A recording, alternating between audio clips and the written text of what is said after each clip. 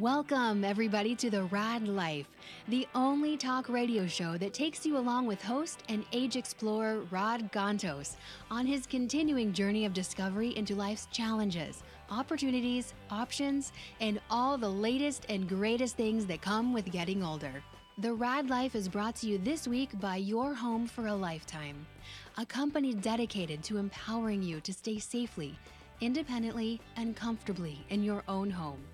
And now here is your host, Rad Gontos. Rad Gontos, where is he? He's still there somewhere out wandering the world, wandering the freeways.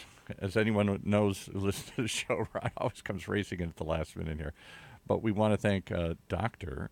And was it John Geiss? I forgot already now here. Yes, that's correct. John Geiss, like nice Geiss, who was Physician of the Year and certainly one of the more innovative practices I've ever heard of, doing mobile geriatric care. Tell us what the heck that is.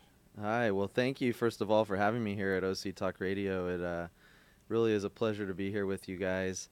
And something I love to talk about is what we do out in the geriatric world and what we do to try to help people and grow our practice. Here's a geriatric host who just wandered in. He was out lost. He wasn't quite sure where he was today. Here, so. I was navigating by the sun and the stars. Exactly. We just opened up and we're just asking him. This gentleman was Physician of the Year for a very innovative practice on geriatric medicine. In the room when he received it. You were? Okay. Well, cool. So he's just about to start telling us what the heck that is and how he started it. So Geiss Med is something that I had this idea about 4.5 years ago as I was working in a number of nursing homes and seeing the quality of care that was being provided, and not just the quality of care, but the level of personal relationships that were being developed between the physician and the patient. And I really saw something that was lacking, and I saw something where there was an opportunity to create something better and an opportunity to really help these people. And so that's really, where it started. And from there, I came back to my hometown in Fullerton, California, where I grew up, and I literally just started my own practice. I started going into every senior living community that I knew of in the area and offering my services, telling them that I would be back the next week and the week after that and the week after that, and that I would be coming there to help their senior residents to provide better primary care services. Now, how do you get in there? And I'll let Rod jump in, but I know that from many years of my parents in and out of nursing home facilities and skilled nursing facilities until they finally died, until they passed away, as people like to say, they couldn't have their own primary come in. Once they were behind those walls, the doctors could no longer come in and see them. It was only whoever the physician was that was part of that facility could see them. Well, I think one of the things you want to differentiate, to just kind of have a little background, is you have skilled nursing facilities, which are funded through Medicare and patient insurance. Right. And then you have assisted living and senior living communities, I got it. Okay, right. which are private pay, cash pay, actual residences of seniors. So we actually have patients who approach us and who are referred to us in both settings. So if they are in a skilled nursing facility, then we are assigned to be the attending physician by the facility. But it is, at the end of the day, it is patient and family choice. So the better our reputation is and the better we do as primary care physicians, we have more family members and patients requesting us to be their primary care physician within the skilled nursing facility. Then at assisted living facilities, or assisted living communities as they preferred to be called, we go in and we market our services and we build relationships with the administrators, with the marketing directors, with the nurses, down to the med techs and every staff within the community. And from there, they get to know us and they get to know our personality and our compassion and our vision and drive to help these folks and see how sincere we are and what we want to do. And from there, they continue to refer and explain our services to family members one at a time, and we slowly gain a presence within those communities as the primary care physician. Well, let me ask you this question. It sounds to me like when you have me on, Paul? I do. Okay. When you get into that point in your life where you are now basically, that is your primary residence. Your primary care physician that you may have had may not be an option, right?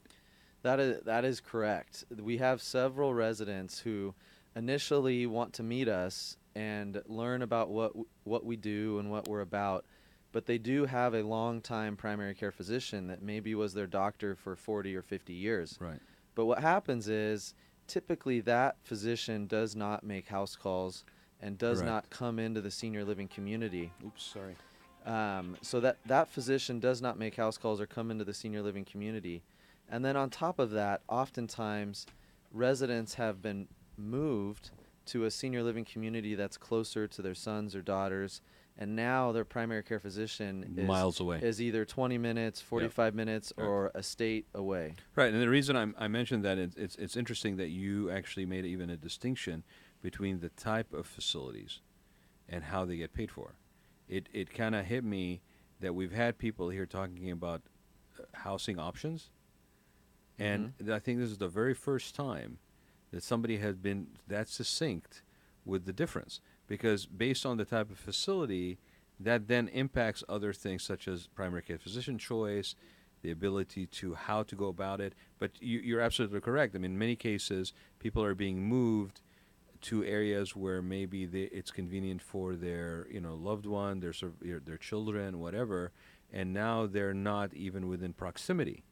That's exactly right. But we don't. It's really funny. It doesn't get mentioned. Like the assumption is, I'm going to move into there. My life isn't going to change when it comes to my primary physician. A, the primary physician may not be one that does house calls, and B, you may not even be within the proximity of where your primary physician is to begin with. That's exactly right. And can I give you a third case? We're going through this with my 93-year-old aunt right now. Not only is she should be in an assisted living, but she can't afford it. So she's basically living in a little tiny apartment on her little tiny pension, a couple $1,000 a month, and basically homebound. And we bring in people to help. Meals on Wheels gives her food, and a nurse comes to see her once a week, and somebody, helps her do her clothes and laundry and all this stuff. She would benefit by this because she can't get to her primary caregiver. She doesn't drive anymore. There's nobody to take her to see the doctor. And what happened when she had a little pension, she was a secretary with an insurance company. She gets what nobody gets today, a little pension for life. They didn't know it was going to be for 40 or 50 years. She's been on this pension, stopped working 40 years ago. She's 93 now. And her company just dropped her and said, I know we promised you we were going to give you this for life. No more. You lived too long. And she got dropped, so we had to move her to a Medicare Advantage plan, which is no payment required, but it's an HMO. So she had a double whammy. She couldn't get to her primary oncologist that's been keeping her alive because she has this rare form of blood cancer. She couldn't get to him anymore because she couldn't drive, and her company that she retired from 40 years ago cut her off and said, we're not going to pay for your Blue Cross plan anymore. You're done. And therefore, and he wasn't part of the HMO. So for two reasons, she had to find a new physician, and we're still struggling with that. Well, and I'm not going to say this just because I'm on your radio show, but what you just described is actually the main motivation by why I created a second, how would you say, practice within my practice, which is we have a managed care program within Geiss Med, which is our mobile medical group. Mm-hmm. So when I started going into these assisted living communities about 3.5-4 years ago, half of the patients belong to managed care insurance plans, and typically an HMO where you got to stay within their group. Right? An HMO, and typically it's very difficult for those patients to receive regular, continuous care from a visiting house call physician. So over the last 1.5 years, I've been working with a management entity and with Medicare attorneys and whatnot, and we've actually been approved by Medicare, and we have our own IPA, which is a managed care plan, HMO if you will, that's contracted with Medicare through a health plan called Brand New Day. And because of that, we can now perform house calls for patients such as your family member who is an HMO, who's in home. And so we're actually gaining patients every week and every month who fall into that category. So for the first time since I've started doing this, I can really offer our services to any patient regardless of what the insurance is, whether they have traditional Medicare or whether they belong to an HMO. What about regardless where they may be residing, or is it only to assisted living and No, senior homes? we do a lot of house calls. So we literally go out to the individual homes and visit our patients. But you can't go in, if my aunt went into skilled nursing tomorrow, you couldn't come in and see her, right? No, unless you were contracted with that facility. No, yes, I could. Well, see, the skilled nursing facility is relatively easy to become contracted with. It only takes about 24 hours. I just have to send them over my credentials. And chances are, if it's within, 40 square miles of here, I probably am contracted with that facility. Because we were told, this is news to me, we were told repeatedly, my mother had Parkinson's. She went in and out of skilled nursing for many years until she died. My dad went in and out of skilled nursing facilities for many years until he died. So, and Medicare only pays for 30 days. So you fall, you go to the hospital, they get you out as quick as they can once you're stable, and you go to a skilled nursing facility to try and get stable, and then they send you home, whether you're ready or not, because Medicare only pays 30 days generally in these facilities. It may be a little longer if you can show some improvement, but we always saw 30 was kind of the magic number. Now, during those 30 days, their doctors would always say, I can't come see you when you're in there. I'm sorry, I'm not admitted or whatever. I can't. So typically what happens is, and it's not to take anything away from the physician who's following that patient, who is the primary care physician outside of the facility. But typically what happens, that facility or that physician does not have the time or ability to go to all the different skilled nursing facilities. So they usually will tell their patients from the regular practice, I apologize, I don't regularly go to that skilled nursing So facility. they could have if they wanted to, but they lied to us and said, can't do it. Well, but it's not that they lied. Yeah. It's just not feasible. So when I first started, before I formed my own company and started building a mobile geriatric house call type practice, I started seeing patients in an office setting. It's very difficult to see patients Monday through Friday in an office setting and go out to multiple skilled nursing facilities after hours, on weekends, and this and that. And when you're in the skilled nursing facility, the facility typically has quite a few demands. They want the physician to be available by phone every day, 24 hours a day, 7 days a week. They want visits 2 or 3 times a week, and so on and so forth. So you really have to have a practice geared towards focusing strictly on that type of patient. And that's what I was going to say, Paul. It's not it's not the lying. Is that which business practice did you set up? Because you'd have to commit to this mobile concept, and that is what you do, and not try to bridge, But understand how one leg in one camp horrible and one it leg is in for the another. patient. My father's elderly, my aunt's elderly, my mom is elderly. They've had a traumatic incident. They've been in the hospital. They had a heart attack. They had surgery. They fell usually. And now they've been brought to a skilled nursing facility because the hospitals can only keep you for a short period of time on Medicare. And so they move you as quickly as they can, as quickly as you stabilize. Even if you're not good, even if you're in a coma or whatever, they'll move you into a skilled nursing facility as quickly as they can. And Let's now, just put it this way: it's bad enough a problem that there's a rule now on readmission, right? I mean, that's that too, right? Exactly, right. So here's the lay of the land. Every Medicare beneficiary receives 100 days of acute Medicare days, which means they could stay up to 100 days in a skilled nursing facility. Yep. If they use those days, they have to remain outside of the facility for greater than 60 days in order for those to regenerate. So if you use greater than 100 days in skilled nursing facility from Medicare, and you go out and you're only at home for 30 days and you go back, then anything that occurs is going to come out of your pocket.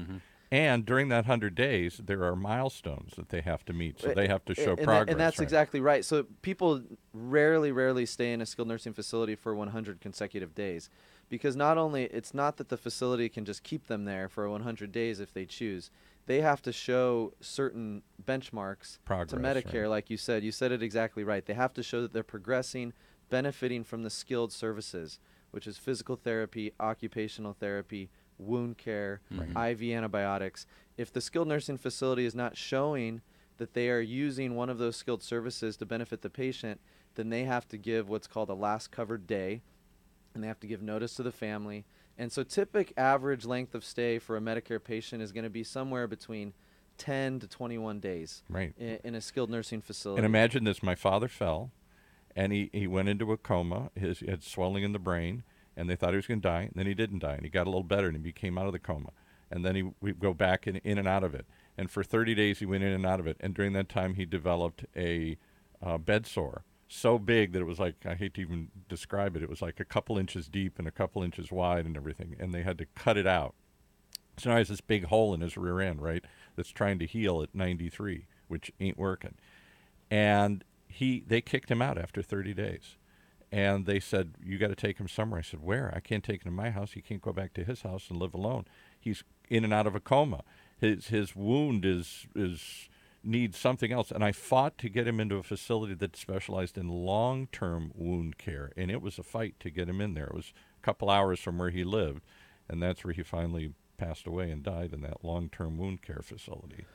It was horrible. Well, and one of the things I'll say, I mean, it's interesting that you described that scenario, but that's actually a really good example of the difficulties and struggles that so many families, sons and daughters, patients themselves deal with in the state of healthcare as it is today. Yes. So what we do in our group, I'm not going to claim that we have every solution to every problem, but what we do is try to provide a continuity of care. We try to provide an option. So what happens is, when you're a patient, oftentimes you feel like you're being passed around. That's exactly, from the hospital to skilled care to someplace 2 hours away. And no one, the days of a primary care physician who knew where you were all the time and called you up and were checking on you, those days somehow disappeared in the last 30, 40 years. Yeah, it's not the business plan. So my dad's primary had an appointment just on the books, like 3 months out. They didn't even know that he'd gone through this series of things and had died. And they called me like a month later and said, oh, we're calling to set up an appointment, your annual checkup with your father. I said, he died. They're like, oh, I'm sorry, and they hung up.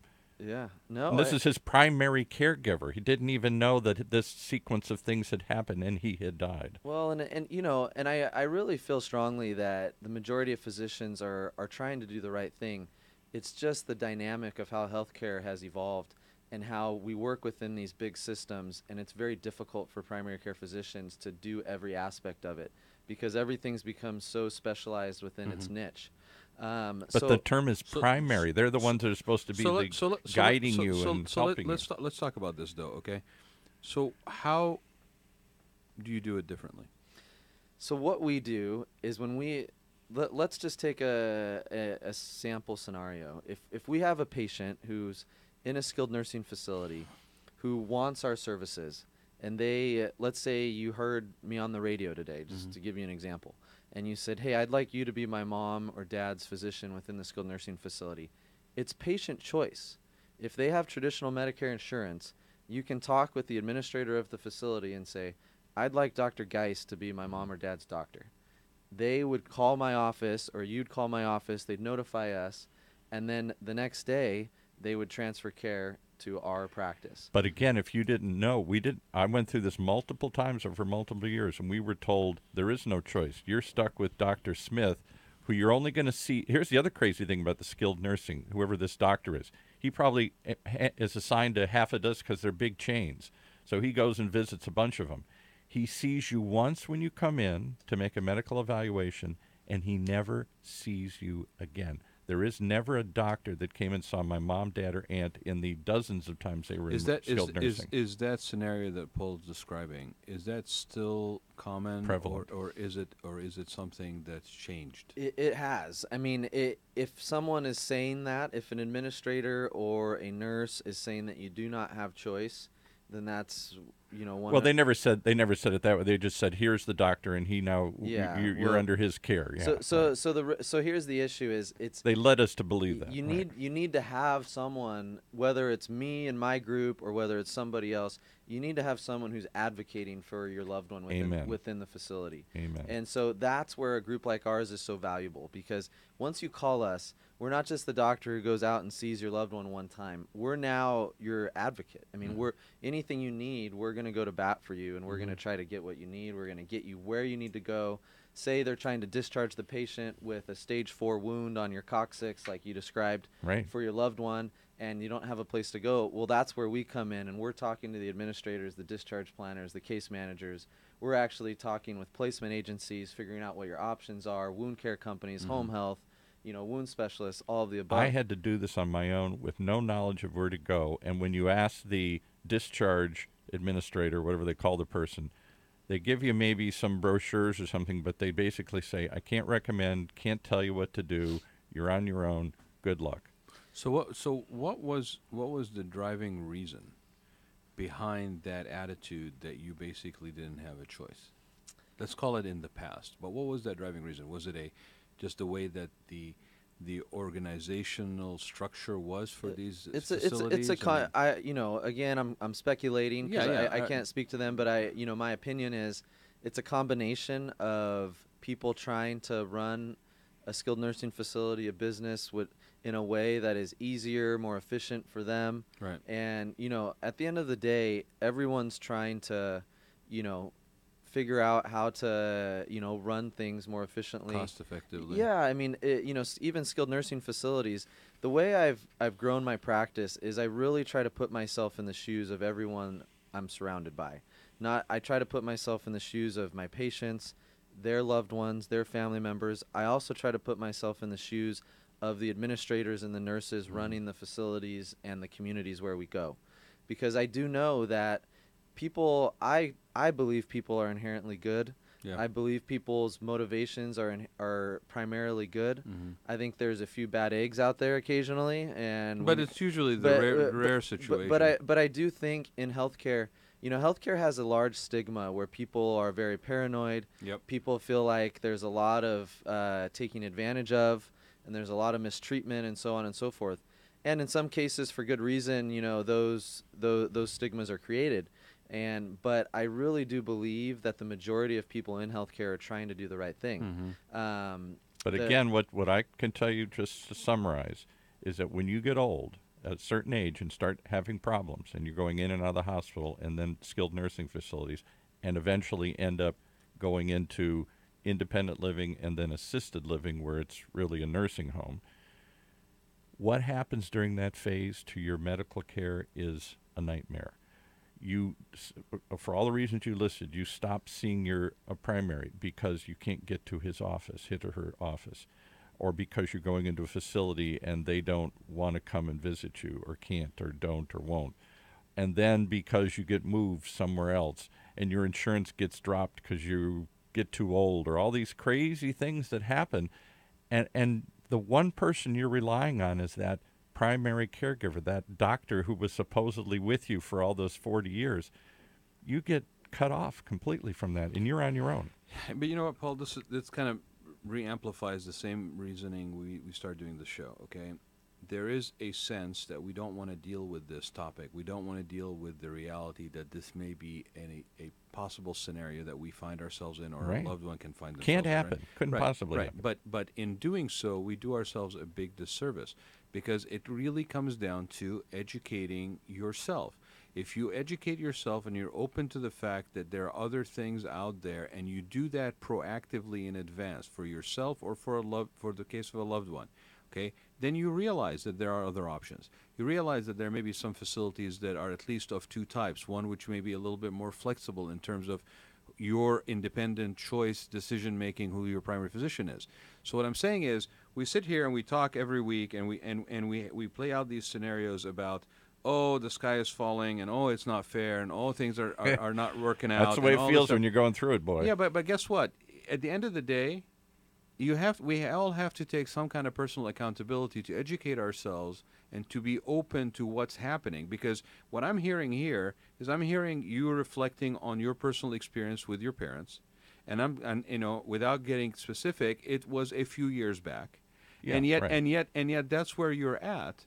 And here we are talking about possibly that there is another alternative But is reality this, I've that never could heard be of, basically available for people. and that's why this show is great, because I've never heard of a mobile geriatric practice. Are there lots of those Well, out the there? irony is that in preparation for the show, when people say, "Well, who are you going to have on the show?" and I said, "Dr. Geiss," and they're like, "Oh, what's the thing?" I says, "So, it's a doctor that makes house calls." Actually, they go, "Wait, what?" And I'm like, That can't "Yes, happen. remember that there was a time when Yeah. the image of the doctor was that they made house calls, and then that is so foreign to people now that when you say to somebody, it's a doctor Yeah. that makes house calls, they go, "What? So is this totally unique? Is this Mayberry? Where is this happening exactly?" Are there lots of people doing this? Is this a growing? I wouldn't say lots. I mean, there's a handful of physicians that do this in Orange County and San Diego and surrounding areas, but it's definitely the vast minority. The majority of physicians are either working in a brick and mortar office as a primary care physician, or the big trend is they work as internal medicine doctors in the hospital, and then they might do some skilled nursing facility from the hospital.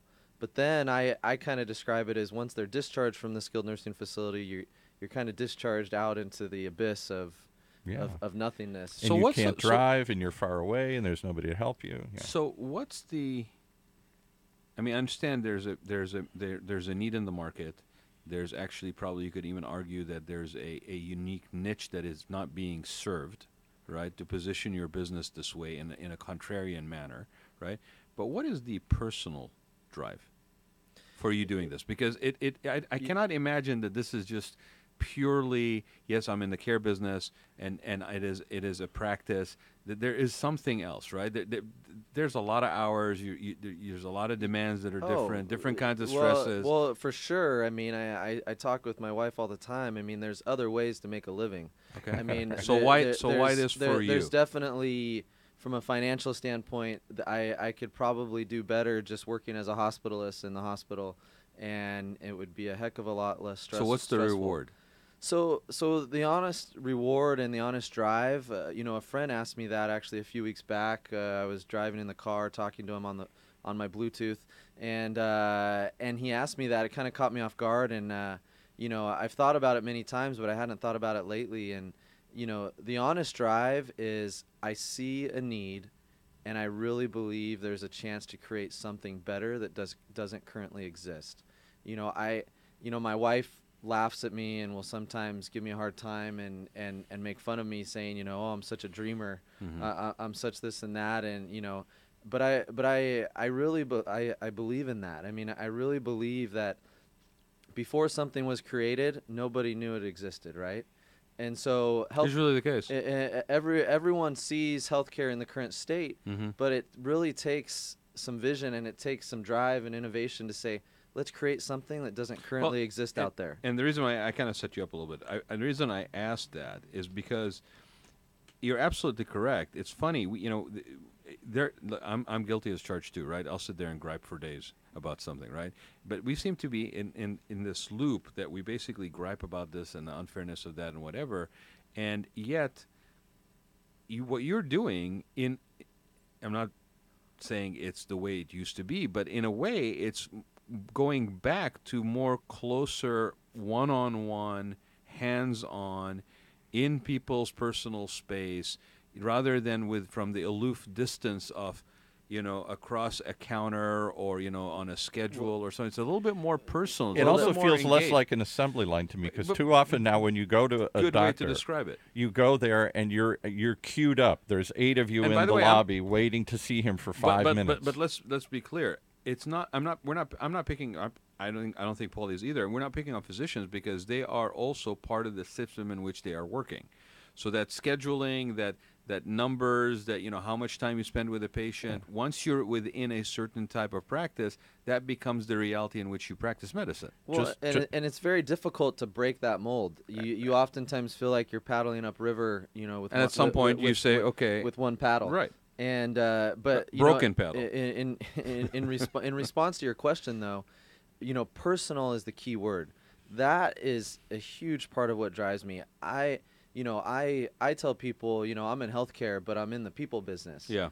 Some of the best advice I ever got was from a successful business person who was in real estate, and he told me, he said, I realized, 30 years into it, he says, I'm not in the real estate business. I'm in the people business. And I really think every industry is the people business if you are doing your business correctly. If you're connecting with people And and you're not in the people's business, you shouldn't be connecting with people. And so the problem with healthcare that I realized when I was finishing my residency and coming out and deciding what I wanted to do was healthcare has turned into a state where people are looking to get a contract. They're saying, how do I get a contract so I can take care of these people?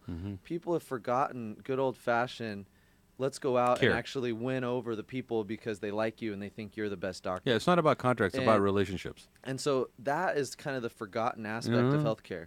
And so, and people think that that day of healthcare has gone away, but I'd argue that it hasn't. There still is a huge section of the population. You know, I've been sitting in skilled nursing facilities working on a chart at the desk next to a nurse, and I've had a son or daughter walk up to me and say, "Who are you?" I say, "I'm Dr. Geiss, and I'm here seeing patients." And they say, "Can you be my mom's doctor?" And literally, believe that. With desperation, probably. Literally, that happens. And can I ask you another question, though? Because I think this goes to the heart of what Rod's trying to say. With personal care, don't you get more time? If you go to somebody's house, because one of the things that drove my mother, dad, and my aunt currently crazy is you're queued up in a waiting room. They're always late because there's 6, 7 ahead of you, and you're in there for a maximum of 5 minutes. I mean, you see the doctor looking at his watch, and he starts heading out, and I've literally had to block the door and say, my aunt still has a question, and they're like, time's up. Time's up. Yeah, no, we typically spend, it depends. I mean, we see our patients. When we have a patient in a community, we stop into that community at least once a week, if not twice a week. So, and then when we perform a patient visit, I mean, we're spending anywhere from 25 minutes to an hour and a half with that patient. Unheard of. I'm telling you, 5 minutes is the max you get with most primary caregivers. You literally feel like there's a timer. It is a timer. Well, and they'll come knock on the door. And here's the thing, you know, just to come to the defense of those physicians, they're working within a system. Yeah, they have someone cracking the whip up in upper management, right, telling them that if they don't see a certain number of patients, then they're out. They're out. Right. And so it's, you know, the system's been created and it's being perpetuated. And the reality is, if you take the proper time and you document appropriately the complexity of the patient, and you do a really good job, Medicare and insurance will reimburse you appropriately. There's no secret. You know, physicians and practitioners are always looking for that secret. You know, how can I do less work and make more money and be productive? And I think everybody's looking for that secret, right? But go ahead, finish your thought. But the reality is, there's no secret to it. It takes good old-fashioned hard work, taking the time, one patient at a time, focusing on the person you're with, and so on and so forth. And that's really, you know, the foundation of who we are. You know, it's fascinating. I think everybody who's either in business, mostly if you're in your own business or if you're in a very personal contact kind of business, at some point in your career, and I think probably even in your life, you come to a crossroads. And the crossroads is, which way do you go? Do you go on volume or do you go on quality? And sometimes there's a point where the two cannot intersect anymore. There's a point where you have to make a decision. What is the contentment factor for you? And that's a very personal answer, usually. Like, you really got to dig deep inside, right? Sure. Because you know, there's another factor to this, which I think is just astounding. We talk about crazy costs on medical. We talk about, you know, we needing to put in a policy so that there's an attempt to lower readmission, right? So that basically saying, take care of them correctly the first time so that maybe you can lower readmission into the hospitals, right? It's nuts that we have to put those guidelines and benchmarks in to try to correct the curve, right? The end of the day, if you took the time and if you were fortunate enough to have the latitude of somewhat preventive medicine, everybody wins. Yeah. The cost goes down. The need for medical care maybe is prolonged. You know, that you don't need that intensive care, that healthier approach. And it's fascinating because all the literature, all the pitching that happens from organized medicine tends to be about thriving. I'm not picking any particular company, right? But thriving, you know, preventive, all this stuff. But when it comes down to practice, we're getting better, But when it comes down to practice, we're still sort of stuck in that mold that it's about volume and turnover. It's not about being smart about how you deliver on this and when you deliver on it so that everybody actually wins, starting with the patient. And let me just give you 2 quick examples of volume. One was my aunt for a number of years. She has this rare blood cancer. She would go to a specialist, an oncologist.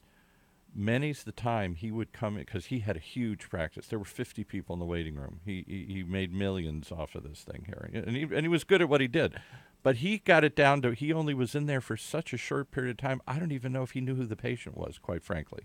Because one time he came in, I've seen him do this a couple times, and he would start dictating into his little dictation recorder here.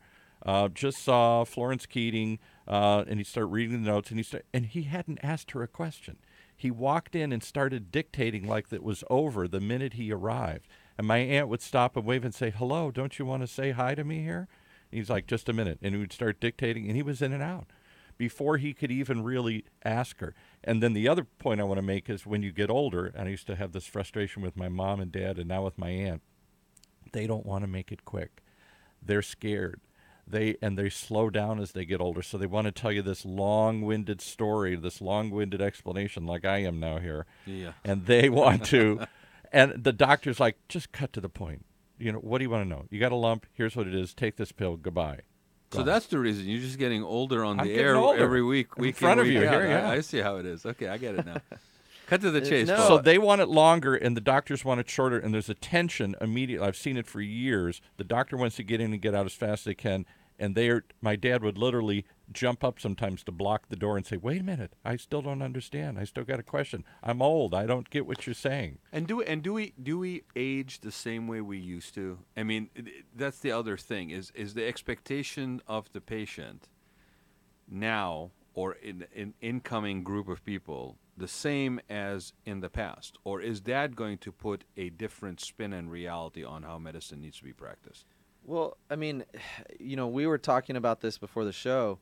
A lot of it is the psychology of the family member and the generation before the senior, right? Because the reality is what I do as a geriatric physician and a house call physician, I'm interacting with the sons and daughters of these patients, 90% of the time. And the reality is, the senior, it's not just about what the senior wants. It's, whether this is good or bad, I'm just stating facts about the nature of healthcare and how it works. Right. You really do have to interact and go with what the family member wants, who may at that point be the medical decision maker. Absolutely. Who may be doing that. So and maybe footing the bill if it's out of pocket. Exactly. So a lot of it is you're looking at the dynamics and the psychology of the generation after that, and thinking, what's their expectation? What's the reality? What do they think is going to occur? You see, here's the interesting opportunity with that, right? Is that you basically are educating an incoming group of people. Yeah. Right. You're basically planting the seeds, and this is what I'm talking about. It's interesting because at moments like that person that you're talking to, 20 years, 15 years, whatever the time period may be sitting right exactly where their parent is today. Yeah. But now they have been empowered, and if they have all their faculties at that point, they have been empowered with a knowledge base that their parents maybe did not have. Sure. So that is an opportunity for everybody who interacts with that family. Yeah. No, that's a really interesting point. One of the things I try to educate our family members on that we take care of their loved ones is when they get to that point at end of life, there's certain things that is on everyone's mind. The one thing is fear. There's fear of being alone at that Tremendous stage. fear of falling, And fear of everything. Yeah. And the other one is fear of the unknown. The fear of how am I going to pass? How am I, not just how am I going to pass, but how is it going to be the final weeks, the final month, the final hours, and family members, and it's not just the patient, but the sons and daughters of those family members have a lot of fear of that as well. It's one thing to, we're a culture where we want to have a plan. We want to have a game plan. And it's, even though it's difficult, we can at least have a game plan when mom or dad is in an assisted living community or mom or dad is in a skilled nursing facility. But we're always looking at the next step. But the unknown is what is going to occur as they get towards end of life. And oftentimes that's the most complicated time. And that is one of the biggest issues with healthcare in our system is our loved ones who go back and forth from the hospital at least 4 or 5 times in their final 3 months of life. It's not what the patient wants, it's not what the family member wants, and it's not what we want as healthcare providers. And so, at least not with what I do in my practice. And so, Not even what the system wants. It's expensive. yeah, I don't know the statistics right off the top of my head, but it's a very high percentage of Medicare dollars that are spent in the final 3 months of life. And the funny thing is, it all, I think, or in part stems from an issue of denial, right? We don't deal with this. We had the folks from O'Connor on here last week. I think it was last week, wasn't it, Paul? Yeah, mortuary people. Yeah, and we start off with the fact that nobody says the person died in society.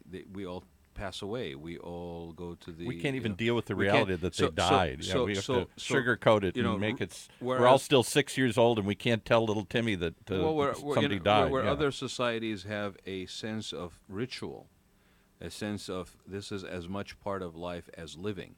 Yeah. We don't do that. And so when it comes to those final 3 months that you're talking about, it's like total avoidance and denial on whatever needs to be done. It's almost like you're trying to undo something, and we're not doing anybody a favor. Well, and it's interesting you say that, because that was the point I wanted to go to, was that's what I educate families on. When they get to that point in the last 6 months, 3 months, they want to try so hard to reverse the tide. And the huge part of it is denial, and I'm not trying to fault them, because when it's your own mom or dad, yeah, absolutely, it's different, and so you won't even really know how you're going to react until you find yourself. And I get that. I lost Yeah. my own father to colon cancer 5 years ago, and I saw him go through the hospice process, and I was a young guy, and so I've lived it, and I have a level of compassion there, but I try to educate these families and say, don't work so hard fighting the tide on every little last detail that you cannot control. Enjoy the time you have with them. Absolutely. And I, if I could do a report after the fact for the majority of patients who have a loved one die, I guarantee the majority of them would go back and say, man, I wish I wouldn't have. The regret. I wish I wouldn't have spent so much time worrying about this lab result that was a little off. I wish I wouldn't have worried so much about this x-ray that showed this little finding. Yep. I wish I wouldn't have driven my mom back to the hospital 3 days before she passed away. Yep. They would have looked back and said, I should have just enjoyed the time I had. And one of the sitting there in the same space with my parent. Yeah. One of the other things, though, that adds to the anxiety and fear and pressure at that point in time is you don't know what to do. Suddenly you're being asked to understand lab results that you have never seen before. Suddenly you're being asked to make hard choices. Do you want to go through the operation or do you want to not? They could die or they could not die. Suddenly you're being faced with costs that you had no idea of, funeral costs and nursing home costs and end-of-life costs and all these things that you weren't prepared for. The choices that come at you at that point in time, I can only tell you, are overwhelming. I'm going to choke up here, but you get so... I remember sitting there with my dad when he fell, and he went into... I raced out there. I get there in time. He's in a coma, and the doctor walks up and says, what do you want to do? Do you want to operate or not? I said, well, I don't know. What's the choice? If we operate, there's a 50% chance he'll die, and he'll probably be blind. So what's your other choice? We can do nothing. He'll probably just die. Well, okay, what's the third choice here? So I did nothing at that moment, partly because I couldn't make a decision. Am I going to guarantee my father comes out dead or blind, or am I just going to do punt and hope that the better? And he recovered for a while. And so I thought, wow, okay, I got spared that one. And I can give you a dozen. But that's funny that you put it that way, Paul, that you were spared that one, right? I was spared that one. Yeah, because there's no preparation. There's not even the embracing of the idea that will be a point. And I think it's really funny, because if you actually embrace the fact that at some point in time, your parent is not going to be there, right? And by the way, we keep talking about this topic, from an aging perspective and sort of a natural aging and passing because of getting up there in age.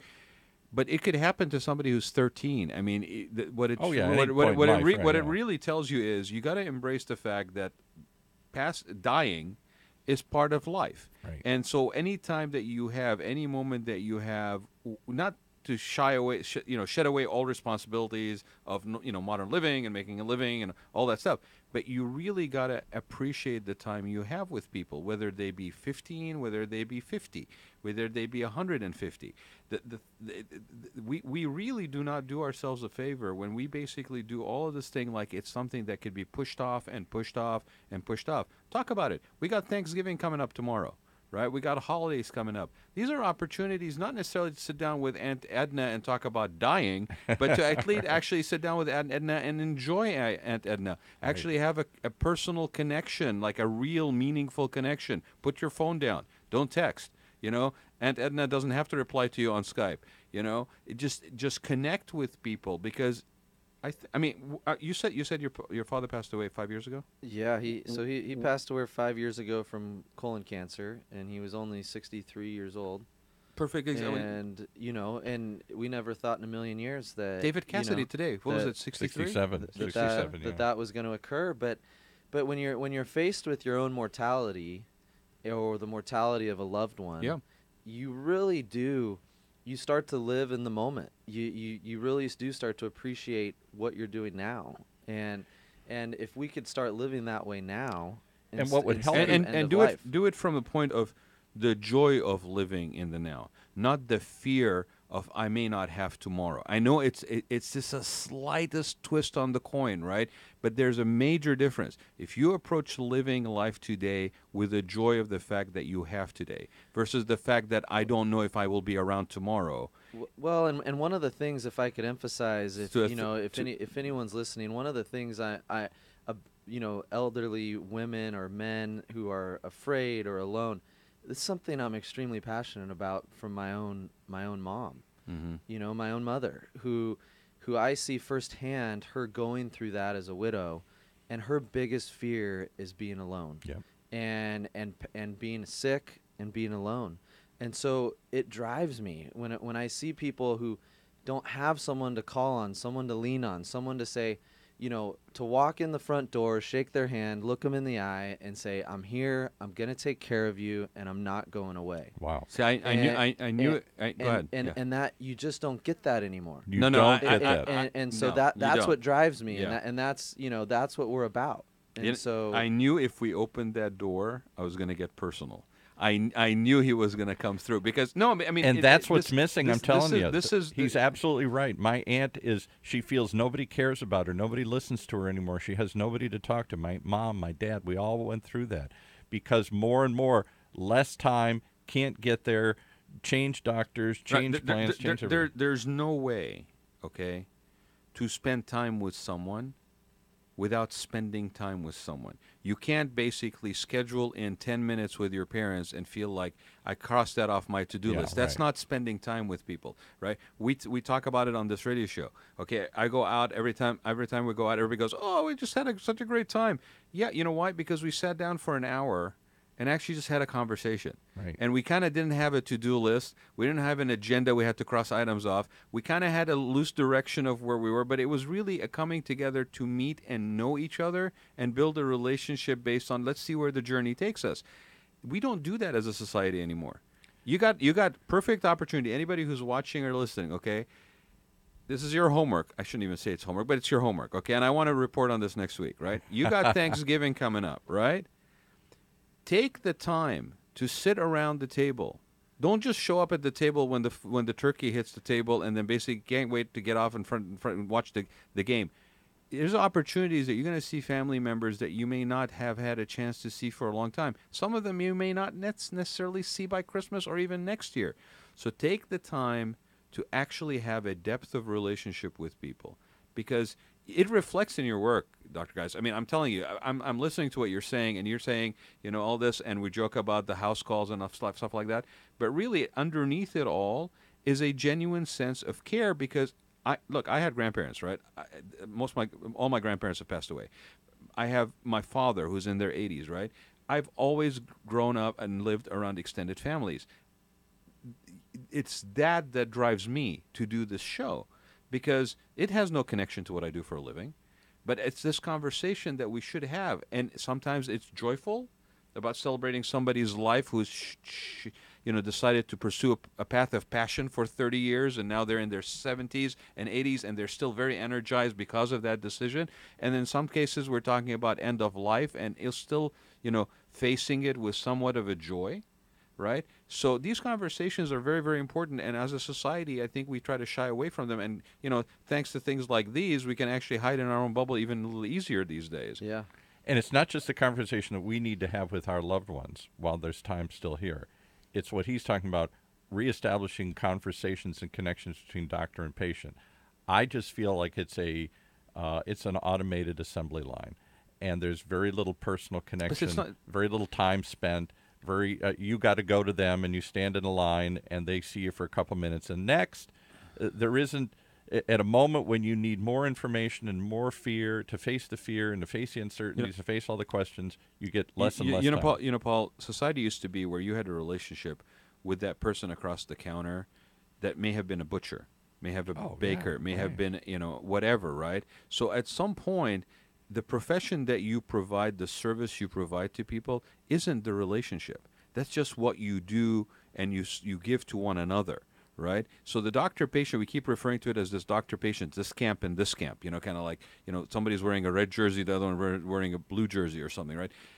What we're missing is that in order to genuinely convey care, not just medical, solutions. Advice, yeah. Okay, is you have to shed that, you have to get close, you have to get in that personal space. Otherwise, what's the alternative? I mean, how do you do that? The alternative is telemedicine, where we're just going to phone it in, and somebody's going to look at you and say, show me the sore, tell you what to do, and you're going to have no connect. And next week it'll be somebody else on the line. Yeah, but we're so hungry for connection, Paul, that even with live video, live Facebook feeds, whatever, we feel more connected to people because we see them and we can interact with them. Sure. Then how many people, it's a joke, right? How many people don't even know their neighbors? How many people don't even knock on their neighbors and see, hey, do you have a place to go for Thanksgiving today?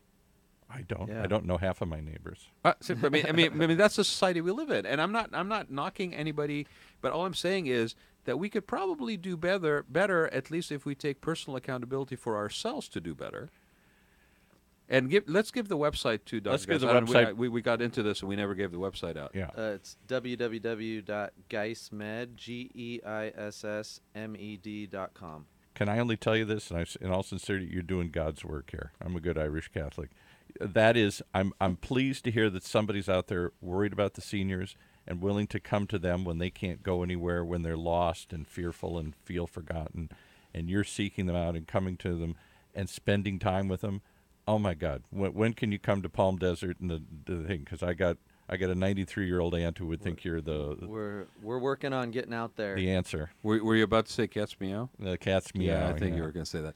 Right. No, look, I also want to just take this opportunity. Dr. Geiss was acknowledged as outstanding physician in the 2017 Senior Hero Award, and that's put on by Senior Hero Award, but Senior Serve is very much part of it, and it's a great event every year. If you haven't been, it's where the where the senior care community or those who are in servicing for our seniors come together, and we acknowledge those unsung heroes that are out there doing stuff. There's a lot of people out there that genuinely care and give them, and a lot of people we both know that we're there. Senior Serve, Alzheimer's, OC. I mean, there's just some people that just salt of the earth, genuinely care and give and give and give. So I don't want to sound like we're coming off this show like we're just picking on people as for being kind of very mechanical and very assembly line. But there is a system that's set up to act that way. But I think the example of Dr. Geiss, and not to make you feel uncomfortable, but I think the example of Dr. Geiss shows you that you can chart a different path. Yeah. You can chart a different path, and the rewards may be a mixture of financial, monetary, but other rewards and other things that actually also feed your soul. A lot of the people that I mentioned are out there doing that. They're doing it in volunteer capacity. They do it in community outreach. There's such a need out there that as much as people that are out there doing it, we need like quadruple the number of people out there doing it. But just have the courage to pursue a different path if you feel that there is a different path that's your calling. Paul put it, I think this is your calling, to be honest, Dr. Geiss. Well, I feel strongly. I feel strongly that it is. I mean, I definitely eat, sleep, and drink it. But it does. I mean, I really do feel like I don't always have all the answers, and I don't always know what the next step is to improve and grow and expand our influence and do what we do. But I definitely feel strongly that it's what I'm supposed to be doing.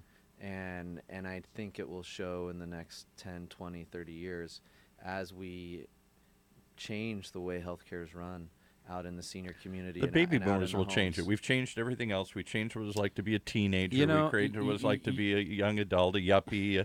And now we're going to demand a different level of hair. Yeah, I used to think that, and then I spent the last 3 years sitting in this room with you. Yeah, right? well, you guys all talk a big game. We talk about a big game, it, but we don't do much. But you guys are scared too. We're scared. You're scared for the first time probably in your generation's First time history. in our generation. You guys are scared. Yes, we're scared. Well, and before I go, I want to just give a shout out to Kyla from Cadence Hospice. What? Stick your face in the She didn't even want to get on camera here. She didn't want to get on camera, but she introduced me to OC Talk Radio and brought us together today. So I really appreciate they provide an excellent service.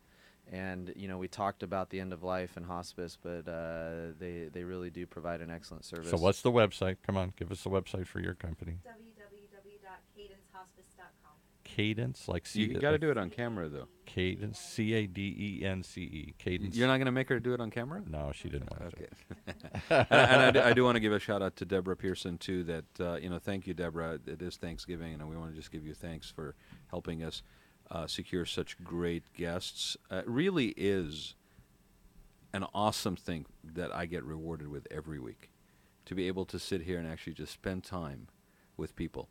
Get off the rat race, get out of the car, Orange County, and actually just spend some time with people. If I can only get Paul to put in an espresso machine in here, I'll be set. There it is. Well, it's the next phase of the Raad but, Life. but he's setting up for the Christmas holiday party. well, truly, I mean, if you ever want to have me back, I love talking about this stuff. I mean, it really is. It's such a pertinent topic. It's such a hot topic in our society. Sure. The baby boomer generation. Can I ask you one quick question before we go? ever How growing. does the medical establishment react to this? Are you a threat to the dock-in-the-box chains that the hospitals are spinning out? Or are they even paying attention? Or the... that's an interesting question. The short answer is I don't think so.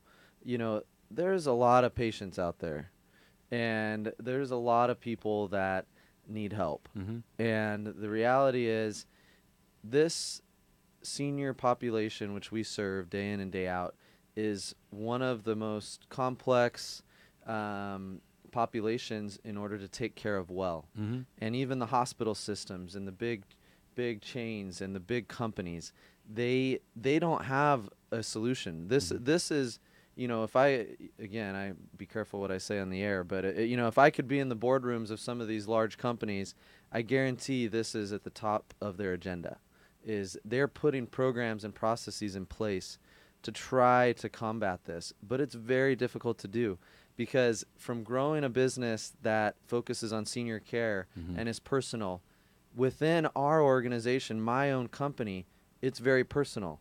The only way we can grow and scale and expand to other geographies such as Palm Desert, which you mentioned earlier, is if I provide an excellent physician and provider who can do and replicate what I do here. And that is very difficult to do. But it would seem to be a trend, because Absolutely. we've got this Uberization going on, which is the idea that not just the gig economy, but things come to you. My aunt gets groceries brought to her now through Albertsons, home delivery. She has Meals on Wheels that come and bring food to her. And it's fighting this resistance we've had for years, where we're going to accumulate everybody. We're going to put all the seniors into a place, and they come to the care rather than the care comes to them. It is. That is our society, and there's a lot of I don't want to say problems. There's a lot of things you have to overcome in doing our model, and one of those is communicating well, and setting expectations in an appropriate place. For example, a patient might go and have to wait for 2 hours to see their regular primary care physician. Well, we tell someone that we might be there between 12 and 1 o'clock, and if we're held up on the other side of town because someone had an emergency and we get there at 1:15, Right. sometimes we get flack for it. Yeah. And the reality is, it's, there's a reason why, cable repairmen give you a 6-hour window from when Right. from when they're going to be there. Yeah. Because when you're traveling and you're a mobile entity, It's a different logistics. There's a whole host of variables that can come into play. But again, I see what is one problem point as a challenge and an opportunity to make, again, and go back to my vision of creating something that does not currently exist. And it's very difficult, but it's also very But it's a fundamental rewarding. different approach. Our whole life is built on I go to some place to get a service or to get something. But at some point in my life, I can't travel, I can't drive, I can't move. And why not bring that stuff back to me? Or my life is so hectic and so full that I basically can't notch out that time to do it. I mean, that's a bigger question for another show. Right. But I think, Paul, to your point, as we become more of an Uber and on-demand society, when it comes to certain infrastructure industries, and I'm looking at medicine as being one of those, the billing, the way that it gets paid for, is very institutionalized in a certain way. And being in an Uber on-demand situation, I don't think this infrastructure is there to support that as an option. Now, as more and more people demand it, maybe it will change. But you're talking about a large ocean liner, that it's very difficult to make navigational maneuvering. Yes. Right? And so somebody like Dr. Geiss that has a smaller vessel is able to adjust. But he even just admitted to you on the air here that, in order to grow, he's faced with that now challenge in reality, that the only way to do that meaningfully and truthfully, holding true to his vision of what he built, is to find that absolute physician that can deliver the same way. And, it's a hard one. I mean, I know from my own practice, right? You want to grow it and you're so engaged and involved in it, to find someone that is going to emulate what your approach does it is. your way. That's hard, and at some point you got to let it go a little bit. But yeah, that's that crossroads again. Do I grow in order to cover more territory and grow my business, but in the course of that risk potentially diluting a little bit of my vision? I want to have 5 more community radio stations, but I can't find anybody that runs it like I do. So how am I going to have Long Beach Talk Radio or Palm Springs Talk Radio if I can't get somebody I trust to go do it the same way we do it here? So, and that means you know what that means? That means that you feel passionately about what you do, and that's great. But hey, maybe your destiny is not to have 5 radio stations. Maybe your destiny is to have 1 radio station that you really absolutely do well at. Yeah. We'll find out. Thank you for coming. Give us the website again. It's www.geissmed, GEISSMED.com. Wonderful idea. Innovative. Seems so obvious. At some point when the people can't come to you, you come to them. Thank you so much for having me. Yeah, thanks for being here, Dr. Geiss. Really a pleasure. Paul, thank you for all that you do. And I want to just give everybody my contact again. You can reach me at the Raad Life on Facebook, or you can reach me at Raad, R-A-A-D, Gantos, G-H-A-N-T-O-U-S, @gmail.com. You can also call me. I answer most of the time, 949-212-8299. That's my cell. And I really just want to say thank you, everybody. It's Thanksgiving tomorrow, so go spend time with your family and loved ones. And if you don't have anybody nearby, just reach out to your neighbor. There are other people that are just hungry. We as human beings are wired for contact and connection. So don't lose the practice of doing that, because that's a muscle you might not gain back if you stop practicing it. And thanks for listening. And thanks for listening connecting to the with radio us. show, and thanks for all our guests this year. We couldn't do this without you. You have been listening to the Raad Life radio show with your host and age explorer, Raad Gantos, brought to you on the one and only octalkradio.net. Join us again next week as we continue our journey of discovery into life's challenges, opportunities, options, and all the latest and greatest things that come with getting older.